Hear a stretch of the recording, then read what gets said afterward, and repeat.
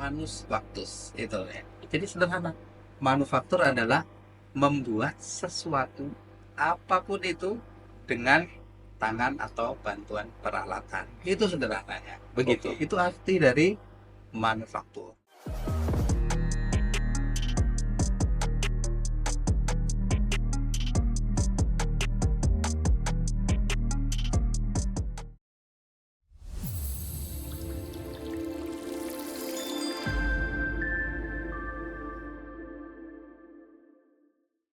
Halo guys, kembali lagi di Berbisik, berbincang bersama ISK.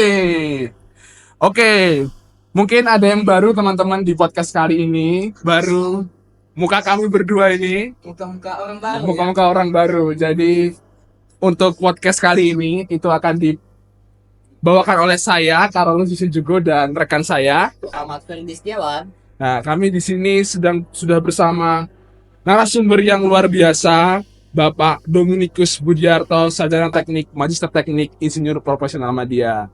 Halo Pak Budi. Halo juga semuanya. Nah, Ferdi dan Karl. selamat datang Pak di podcast kita di Berbisik. Oke.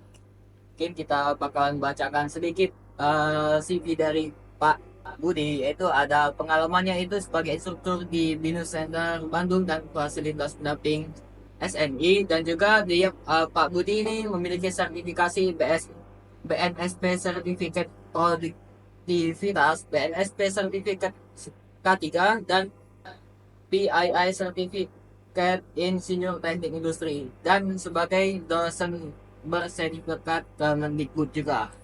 Oke, di sini Pak Budi juga memiliki beberapa keahlian, yaitu sistem manufaktur, produk desain, komputer grafik desain, dan teknologi manufaktur.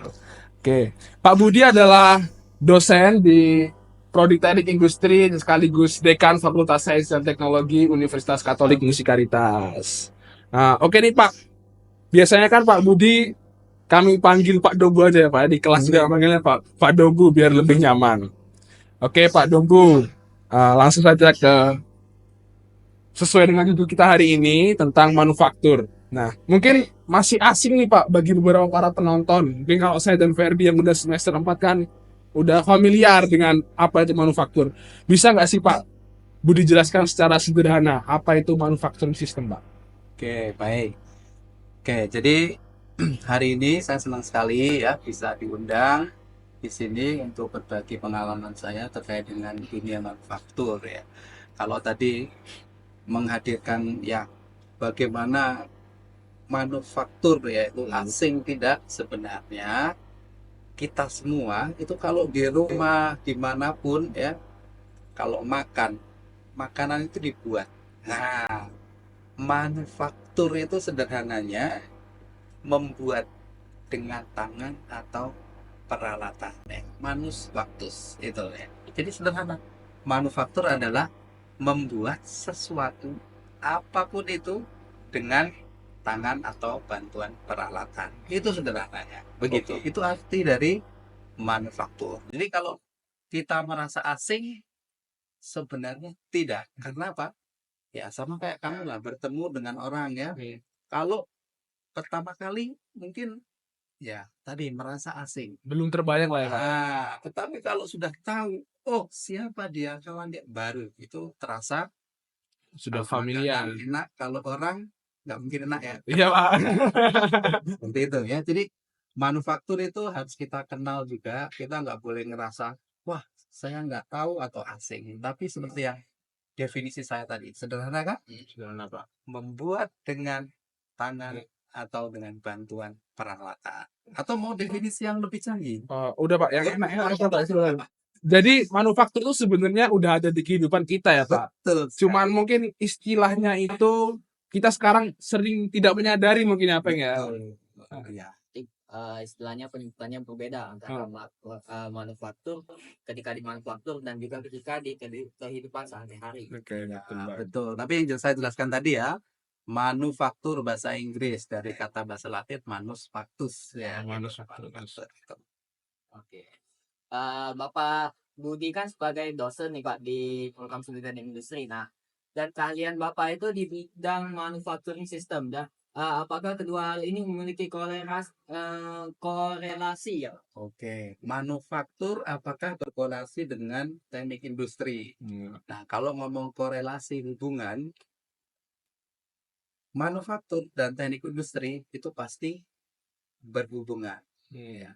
Bukan lagi berhubungan, satu kesatuan. Satu paket lah ya Pak. Iya, satu paket. Jadi Ya. tidak bisa dipisahkan satu Nah, sama ini lain. kayak pasangan ya. Sebetulnya Ferdi masih PDKT ini.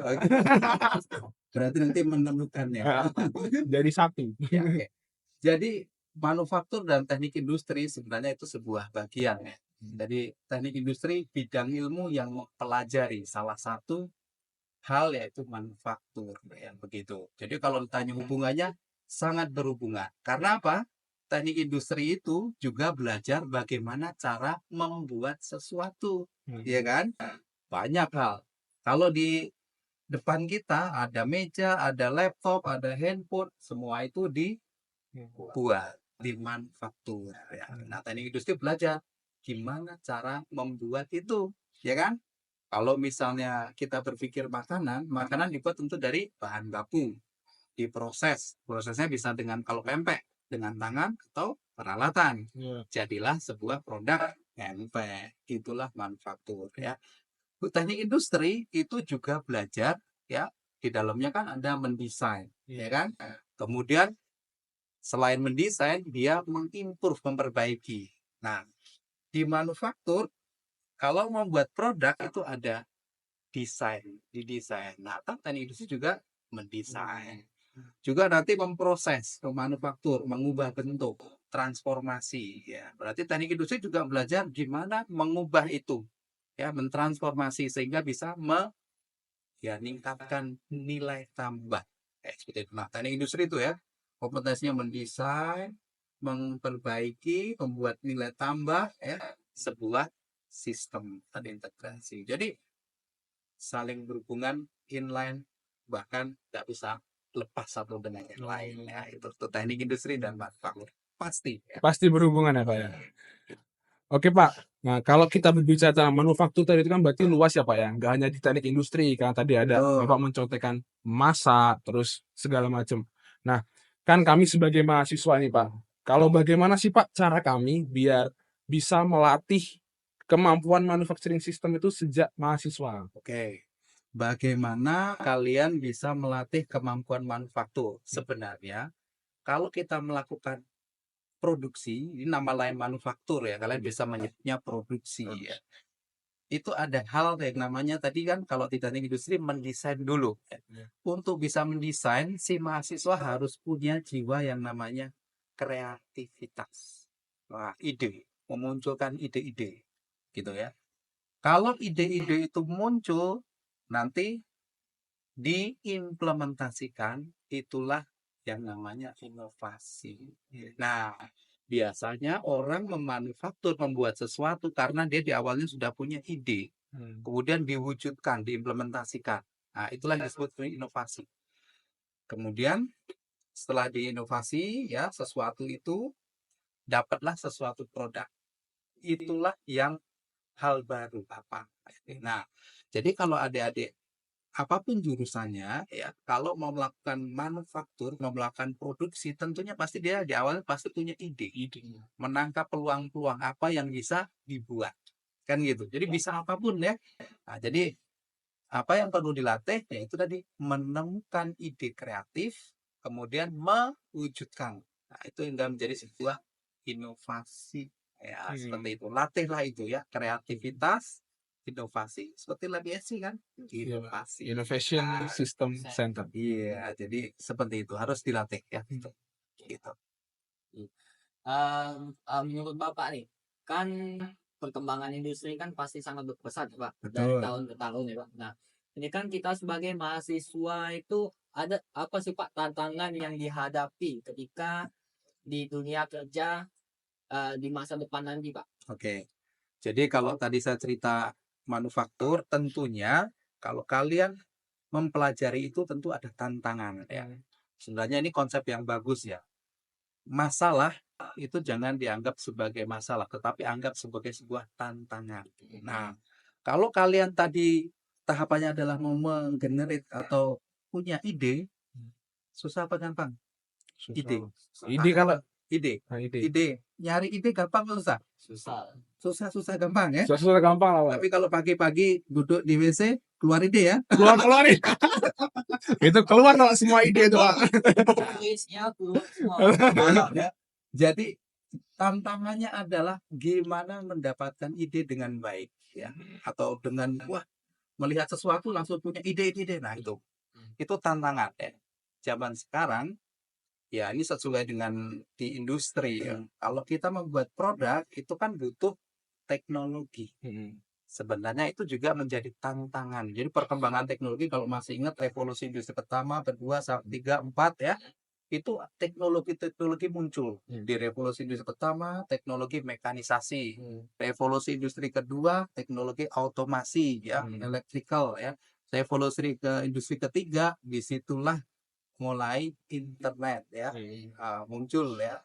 Kemudian revolusi industri keempat, nah ini cyber connection ya, IoT dan seterusnya temennya itu. Jadi itu sebenarnya menjadi tantangan kita menguasai teknologi. Nah itu tantangan yang saat ini di manufaktur ya, menguasai teknologi. Selain tadi yang di awal ya, yang primitif, gimana mengenerate ide itu nggak gampang. Tapi saat ini dengan bantuan teknologi bangkitin ide pakai AI ya, cepat atau Cepat. sangat Cepat banget cepat. malah. Nah itu. Jadi dengan teknologi tantangan itu bisa dengan cepat diatasi. Tapi kita sebagai manusia adalah beradaptasi dengan teknologi itu. Nah itu tantangannya. Beradaptasi gimana cara menggunakan teknologi yang baik, yang ya kalau ini mengenai kode etik data engineering. Nah, seperti itu. Itu tantangan-tantangan yang dihadapi mahasiswa dan harus diadaptasi, disesuaikan, dipelajari. Seperti itu. Oke nih Pak, mungkin saya ada satu pertanyaan tambahan secara pribadi nih Pak. Tadi kan Bapak bilang tantangan, jadi kita harus menguasai kemajuan teknologi. Nah, apa sih Pak, harus sekarang tuh mahasiswa harus melatih kelebihan apa supaya ke depan tuh tidak kalah dengan mau tadi Bapak bilang mekanisasi, otomasi, dan cyber security segala macam, ada internet, IoT segala macam Pak. Kelebihan seperti apa yang harus dimiliki mahasiswa Pak? Oke. Kelebihan. Jadi kalau ngomong kelebihan berarti punya sesuatu unik, berbeda dengan yang lain. Nah, kalau tadi punya tantangan terhadap teknologi, kalian kalau mengasah terus kemampuan sehingga bisa menciptakan ide, menciptakan sesuatu yang punya value lebih, apapun itu ya. Kalau kalian belajar berarti kalian bisa mendapatkan pengetahuan yang lebih, artinya keterampilan yang lebih dari orang lain. Itu akan menjadi sesuatu pembeda. Nah, seperti itu. Itu kalau diri kita. Kalau dalam konteks manufaktur, membuat produk atau apa, Anda menemukan ide kreatif, produk makanan atau produk apapun yang nggak ada di pasaran, itu akan jadi nilai keunggulan. Nah, itu. Jadi seperti itulah ya. Untuk mendapatkan itu ya asah terus kemampuan kalian untuk bisa mendapatkan ide-ide yang baru, maupun di saat kalian kuliah atau di tempat kerja, sehingga ide kalian atau diri kalian itu berkembang menjadi unik. Ya itu. Sehingga kalau unik, contoh produk yang unik hanya satu-satunya, dihargai mahal kan? Ya. Mahal Pak. Iya. Satu-satunya. Jadi mirip kayak kamu ngejar banyak cewek, pasti pilih yang Yang cantik Pak. Yang unik Pak, yang unik. Yang bukan unik, yang Pak. cantik ya, yang Unik ya. unik. Itu yang dicari. Seperti itu. Asal terus ya. Gitu. Oke, jadi kalau dari Pak Budi itu kita ke depannya harus pertama jangan berhenti untuk belajar Betul. dan jangan takut menjadi unik nih. Nah, Betul. karena itu Pak, kadang-kadang ada orang unik tuh dibilang aneh Pak sekarang nih. Tapi gimana menurut Bapak itu Pak? Nah, kalau unik dibilang aneh, nggak apa-apa kalau menurut saya. Ya. Justru itulah pembedanya. Pembedanya itu apa? Orang-orang sukses itu kan unik, aneh, gila. Oh, iya, kan? Iya, di situ. Justru itulah yang membedakan dengan orang lain. Bukan berarti saya minta kalian jadi gila ya. Jadi unik Pak. Jadi di bawahnya gila dikit. Betul. Oke, seperti itu. Oke, terakhir Pak, pesan Bapak untuk kami sebagai mahasiswa dan para pendengar di rumah apa Pak? Oke. Pesan saya untuk adik-adik mahasiswa dan ya teman-teman yang mendengarkan ya, seperti yang di awal tadi ya, manufaktur itu membuat sesuatu. Ya. Saya berharap kalian juga bisa membuat sesuatu untuk diri kalian sendiri, ya. Plus kalau bisa untuk orang lain. Membuat sesuatu apa? Tentunya sesuatu yang unik, yang bisa menumbuhkan ciri khas diri kalian sendiri, bisa menghasilkan sesuatu yang unik untuk masyarakat, sehingga keunikan ini bisa memberi nilai, warna, manfaat ya bagi diri sendiri dan orang lain dan lingkungan. Gitu. Oke nih Pak, nggak kerasa ini podcast kita sudah di ujung tanduk ini Pak. Waduh, bahaya dong. Ujung tanduk Pak, waktunya. Bahaya dong dari tanduk. Di ujung tanduk ini, di penghujung-ujung podcast kita ini Pak. Oke. Nah, jadi karena teman-teman ini yang sudah setia menonton, jadi kalau teman-teman ada panggilan atau punya ide nama fans kita, kita bisa sebut fans atau para pendengar setia nih Pak. Ya, para pendengar lah ya. Para pendengar, kalau mungkin teman-teman punya ide untuk nama dari pendengar podcast ISC, ada ide bisa langsung aja dicantumin di kolom komentar. Nanti akan kami update di Instagram ISC nama apa yang cocok untuk pendengar ISC. Betul Pak Budi? Ya, ini kriteria yang pertama tadi ya, untuk berkreasi, berkreatif ya. Apa sih idenya ya? Oke, Pak. Iya, untuk ya. Oke. Jadi mungkin cukup sekian aja ya Pak ya Iya, cukup. untuk Sepertinya sampai sini saja dulu untuk podcast kita untuk podcast kali kali ini. Terima kasih Pak Budi atas waktunya yang begitu luar biasa dan insight-insight baru kepada kami dan para pendengar. Jadi sekian aja podcast berbisik pada kesempatan kali ini. Saya Carlos Saya Ferdi. dan Saya Dominikus Budiarto. terima kasih ya sudah mendengar dan Bye.